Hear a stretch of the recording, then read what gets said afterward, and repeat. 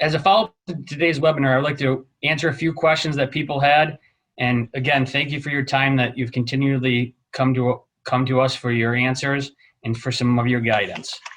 What I'm going to talk about today is things to do with screening, contact tracing, and how we're going to handle that aspect of your operations.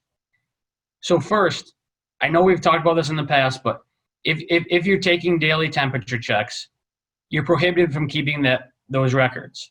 Specifically in the guidance, it states you're allowed to take temperature checks, but you are not allowed to keep employee health data, which includes the temperature check itself.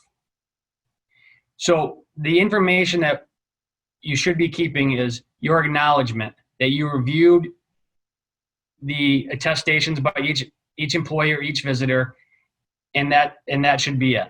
You shouldn't be keeping specific data for any individual or specific temperature data.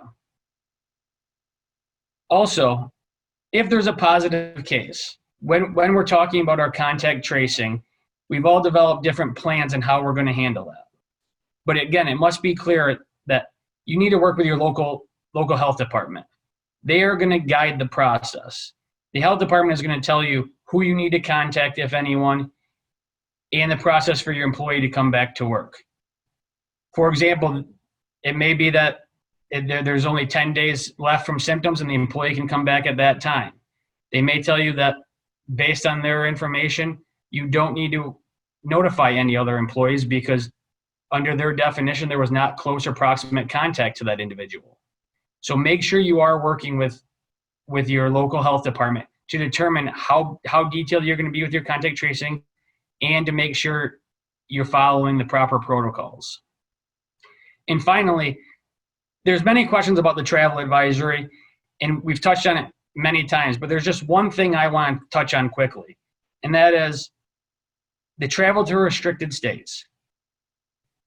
The quarantine applies only to the individual employee. Therefore, if an individual in the employee's house goes to a restricted state and comes back, or a family member from a different state that is restricted comes to visit, that only applies to those individuals that touch that state. So the employee, as long as they did not enter that restricted state for over 24 hours, would not have to be subject to the quarantine. So I hope that is helpful, and we look forward to providing you more guidance in the future. Thank you.